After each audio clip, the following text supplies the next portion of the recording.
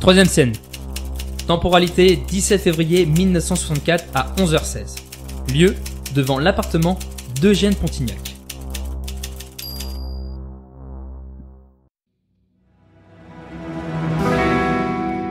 Nathaniel arrive en taxi devant l'immeuble d'Eugène Pontignac. Alors, 43... Ah, c'est là. Alors, Pontignac sur les boîtes aux lettres. Deuxième étage.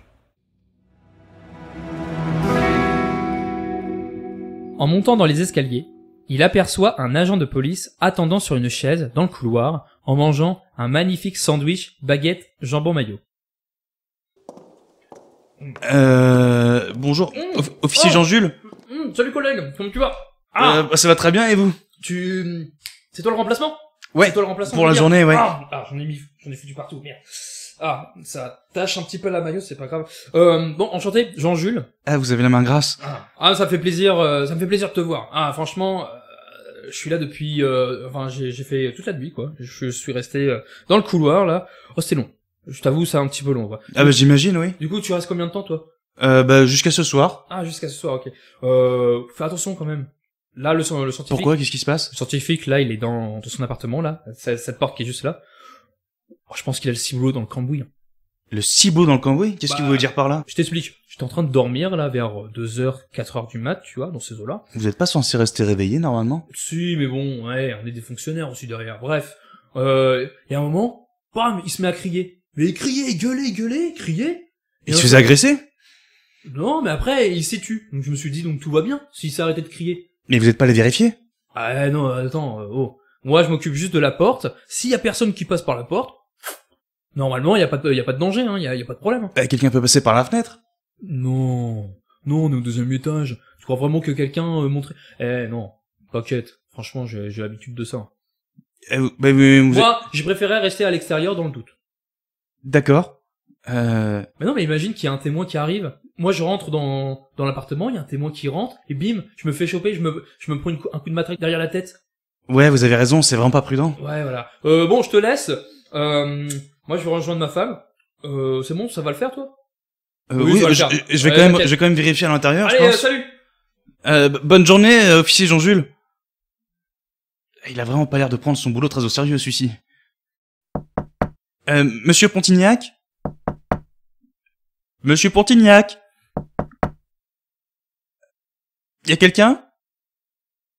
Je vais ouvrir la porte, monsieur Pontignac. Ah, elle est ouverte.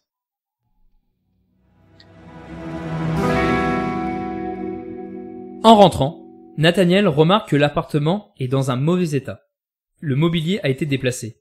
Les documents et des livres sont au sol, les stores sont baissés, les cadres sont décadrés, et le canapé renversé.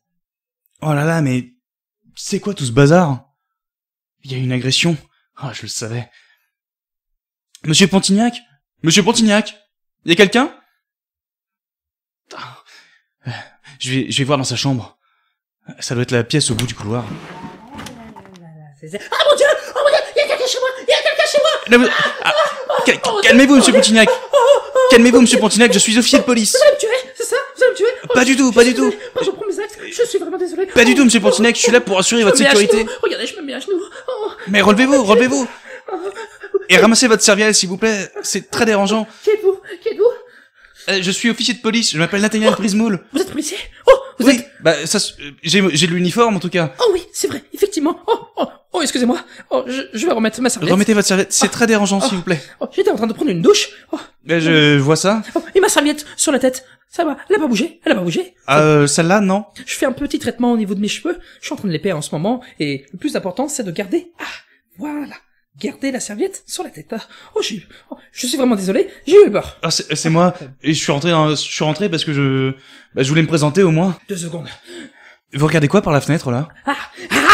Regardez, il y a une femme avec un chien. Le chien va me tuer. C'est sûr. Bah, je pense pas. Oh mon dieu. Je flippe. Je suis en danger mort. Vous comprenez? Je comprends ce qu'il disait quand il disait qu'il avait le ciboulot dans le cambouis. Je vais les masser un petit peu. Vous voulez pas vous habiller d'abord? Mes pastèques. Au sang. Oh mon dieu. Mes pastèques. Voilà. Il faut les laisser ici. Voilà. Ah, vous avez de belles pastèques. Pardon, j'ai oublié de me vous allez présenter. mieux? Vous allez mieux, Je monsieur suis Pontignac? Eugène Pontignac. Je suis Eugène Pontignac. Je suis professeur en psychochimie. La psychochimie, mais qu'est-ce que c'est? Oh, la psychochimie, est-ce que vous voyez ce que c'est la chimie déjà de base? Oui, mais après, vous savez, moi et les sciences... La psychochimie, c'est travailler les atomes, les molécules, mais en fonction du cerveau. Est-ce que vous comprenez? Ah bah les atomes et les molécules, ouais, je C'est comprends. faire la modification. C'est comme quand on met du sucre dans le café. Non, oui, il y a ça, mais c'est pas vraiment ça sur quoi je travaille. Il faut juste se dire que la psychochimie, c'est faire la modification de molécules au niveau du cerveau. Voilà. Ouah, ça a vraiment l'air très compliqué. Ça l'est. J'ai eu plein de doctorats. Ah, c'est impressionnant. Vous savez, moi j'ai qu'un Regardez diplôme sur de les murs. police. Regardez, il y a ce diplôme-là, et celui qui est au sol là. Vous voyez? Celui-là. Ah, c'est marrant. Ne touchez pas! Ah bah, Je excusez-moi, vous ai dit c'était de pour... ne pas toucher. Mais je voulais lire ce qui est marqué dessus. Ça n'a pas d'importance, de toute façon. Je suis en danger de mort, apparemment. Vous l'entendez? Bah, j'ai cru comprendre, mais qui c'est qui voudrait votre mort? Je n'ai aucune idée, je ne sais pas. Je me souviens, qui avait cette personne-là, un certain René quelque chose, ou René machin, je ne sais plus. René Machin? Oui, C'est vraiment pas courant comme prénom. et, j'étais en train de faire mes courses, et d'un seul coup, cette personne est venue en disant que j'étais en danger de mort. Il m'a expliqué pas mal de choses, un certain serpent qui devait rentrer dans mon âme, enfin, quelque chose comme ça. Je n'ai pas vraiment saisi ce qu'il voulait dire. Il m'a demandé, en plus, prendre rendez-vous. De prendre rendez-vous? Oui, j'ai rendez-vous avec cette personne ce soir, à 22h, dans Mais le... vous ne savez pas qui est cette personne? Non, je ne l'ai jamais connu. Je ne le connais pas. Enfin bref, il faut que je rejoigne... Attends, où ça? Il s'agit... Je sais que c'est à l'aéroport de Lyon-Bron, mais quel hangar? Je me souviens plus. Quel hangar? Je me souviens plus. Le Star! Ça va, y a personne. Le chien est toujours là, j'imagine. Le hangar B12, oui, exactement mon enfant. Le hangar B12, je dois le rejoindre. Le hangar B12 ce soir? Ensuite, il y a ce capitaine de police. Ça doit être un collègue de vous, j'imagine. Ah, si c'est le capitaine Saint-Martin, oui, c'est mon capitaine à moi. Oui, il m'a appelé hier soir. Il m'a dit aussi que j'étais en danger de mort. Et qu'il a demandé de mettre cette personne, ce brigadier, devant ma porte. Et Le brigadier Jean-Jules. je vous l'ai dit qu'il était insupportable durant toute la nuit. Bah, lui m'a dit que c'est vous qui aviez crié cette nuit, et que d'un seul coup vous étiez tu. Moi, crier? Je ne crie jamais. Voyons bon. Oh là là. Ah bah, je vous crois, hein. Mais après, je ne sais pas pour quelle raison je suis en danger de mort. Mais ce René Machin que vous avez rencontré, il vous avait pas dit qui il était? Comment? Ce René Machin que vous avez rencontré, Oui. il vous avait pas dit qui il était? Non. Et il vous avait accepté un rendez-vous sans le connaître? Oh, il était très sympathique. C'est quand même très étrange un rendez-vous dans un hangar la nuit. Est-ce que vous pourrez m'accompagner? Ça serait, voilà, je vois que vous avez vous avez un pistolet, en plus. D'ailleurs, je suis en train de penser, il veut que je ramène mon petit projet. Et ça, j'ai peur que quelqu'un s'en empare. Votre petit projet comme... Oui, ça fait des mois que je travaille dessus. Mais c'est quoi comme projet? Ah, je devrais pas en parler, mais Ah, vous savez, vous pouvez me faire confiance, je suis officier de police. oui, disons, je travaille à l'organisation Atome. Est-ce que vous voyez ce que c'est, l'organisation Atome? Non, j'en ai jamais entendu parler. C'est une organisation secrète européenne, mais chut, faut pas en parler. Chut. Bah, ça doit être pour ça, du coup, que j'en ai pas entendu parler. Baissez votre voix, tout le monde vous entend. Ça doit être pas... Le chien sûrement vous entend. Ça doit être pour ça que j'en ai pas entendu parler, parce que c'est une organisation secrète. En fait, pour être précis, si vous voulez savoir mon projet, c'est que un client étranger, il a fait appel à mon service. Parce que oui, en fait, moi je travaille dans le service de recherche et développement scientifique en laboratoire, qu'on appelle communément le RDSL de Atome. Oui, je vous donne beaucoup d'informations, mais c'est pas grave. Ce client, il m'a demandé de préparer un gaz. Voilà. Un gaz? Un gaz. Mais bon, disons que l'organisation Atome a arrêté les recherches et a brûlé tous les documents. Mais j'ai gardé un petit échantillon. Oui, un petit échantillon. Vous avez gardé un échantillon d'un gaz aussi dangereux chez vous? Vous voyez le petit placard qui est là? Là, derrière le bureau? Oui, derrière le bureau, là. Ouvrez le deuxième tiroir, là. Ok, celui-ci? Oui. Ouais. Oui. Vous C'est voyez plein un de papier. Non, c'est pas grave. Le plus important, c'est le petit contenant. Vous voyez le petit contenant? Ah oui, on dirait un flacon de parfum. Oui, exactement. Avec un petit spray. Mais attention! Attention! Ne touchez surtout pas à ce spray! Une petite impulsion, et hop, vous mourrez.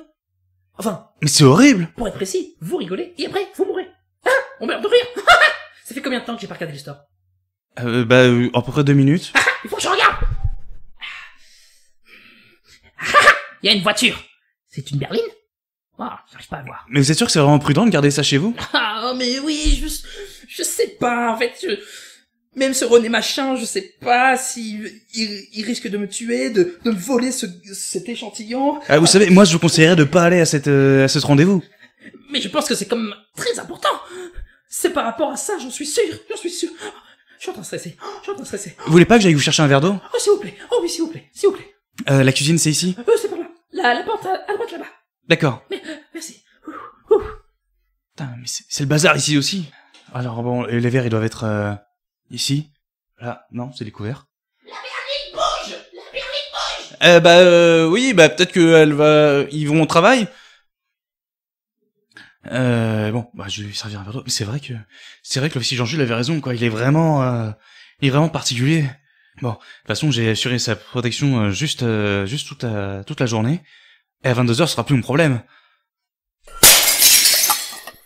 Quoi? Qu'est-ce qui se passe? Monsieur Pontignac, vous allez bien? Monsieur Pontignac? Attends, j'arrive, monsieur Pontignac! Ne bougez pas! Monsieur Pontignac, j'arrive! Ah!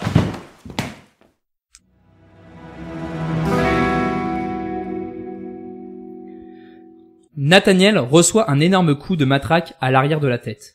Au sol, il s'aperçoit que le scientifique a disparu et que la porte d'entrée est grande ouverte. Ah, ma tête! Ah, monsieur Pontignac? Monsieur Pontignac, vous êtes où? Oh non, ils sont partis par là. Je peux peut-être les voir par la fenêtre, voir si j'ai... Ah oui, je les vois. Oh, les scélérats, ils l'ont bâillonné. Ah, ils le mettent dans la voiture. Il faut que je prenne toutes les informations. C'est une voiture rouge. Non, ils sont partis. Ah, j'ai pas réussi à avoir la plaque d'immatriculation. Ah, je suis dans le beau drap. Ah, si le capitaine apprend ça. Ça va être mon heure. Oh non, mince le téléphone. Qu'est-ce que je fais? Allô? Mon baseball? Oui? Oui, Qui est là? Oui, c'est le capitaine Saint-Martin. Ah, capitaine. Je suis content de vous entendre. Vous avez réussi à trouver l'adresse? Ah oui.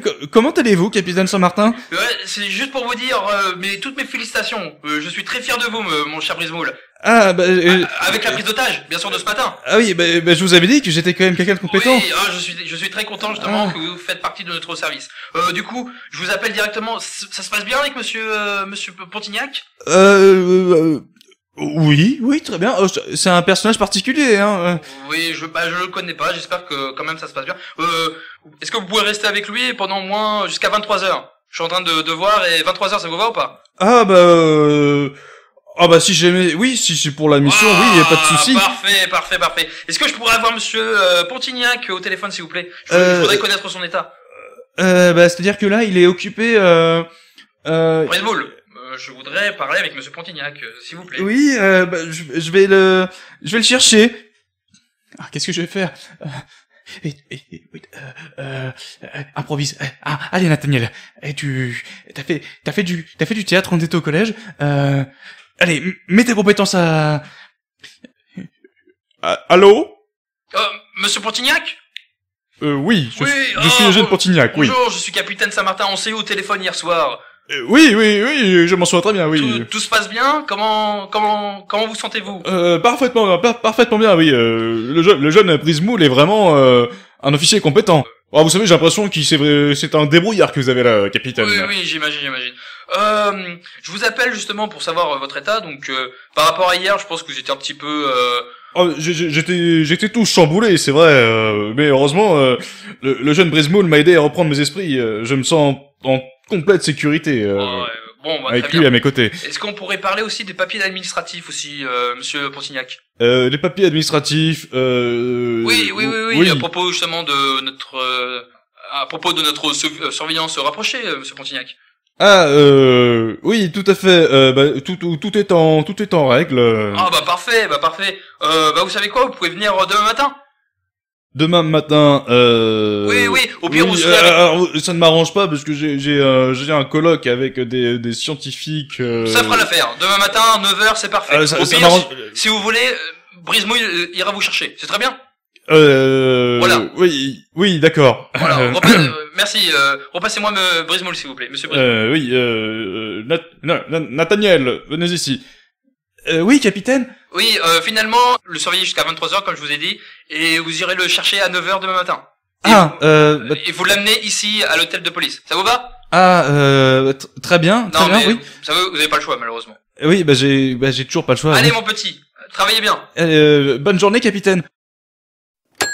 Ah, la tuile, mais comment je vais m'en sortir? Ah, je sais pas quoi faire. Si, il faut que je cherche des trucs. Réfléchis, Nathaniel, réfléchis.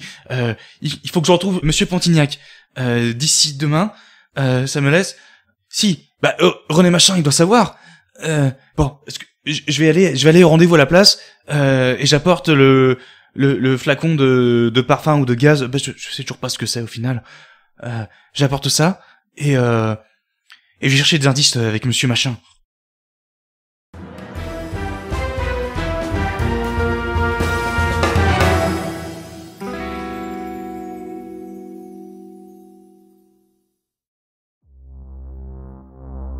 Épilogue. Temporalité 17 février 1964 à 21h27. Lieu, aéroport Lyon-Bourron.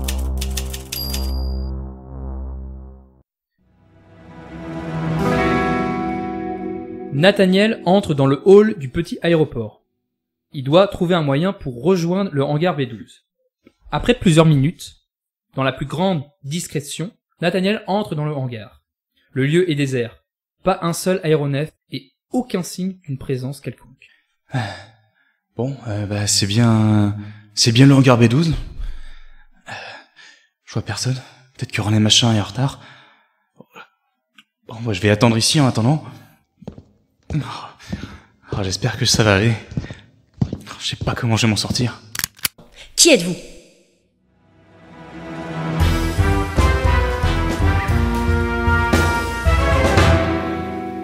Oui, c'est bon, on a terminé. C'était un petit peu dur pour un premier épisode, mais je suis quand même content de... Ouais, de déjà rendu. ça démarre sur le chapeau de roue. Encore une fois, je suis en sueur. J'ai l'impression qu'à chaque épisode, je suis toujours en sueur. Comment ça s'est passé? Qu'est-ce que t'as pensé de ce premier épisode? Il se passe beaucoup de choses déjà. Alors, il se passe des choses, mais c'est plus une introduction. Ça promet pour la suite alors. Ouais, c'est vrai, tu penses que ça va... En tout cas, ça lui fait une journée bien chargée, Nathaniel. La troisième semaine commence fort. Nathaniel, on présente bien le personnage, plus oui, évidemment, on montre bien que c'est un novice. Non, franchement, je suis plutôt content de l'épisode et effectivement, il se passe pas mal de choses. Qui est cette mystérieuse personne qui le retrouve à la fin? T'as entendu une voix, tu sais pas c'est qui. Oui, je ne sais toujours pas qui c'est. Je pense que connaissant la personne, je pense que tu sais quelle est.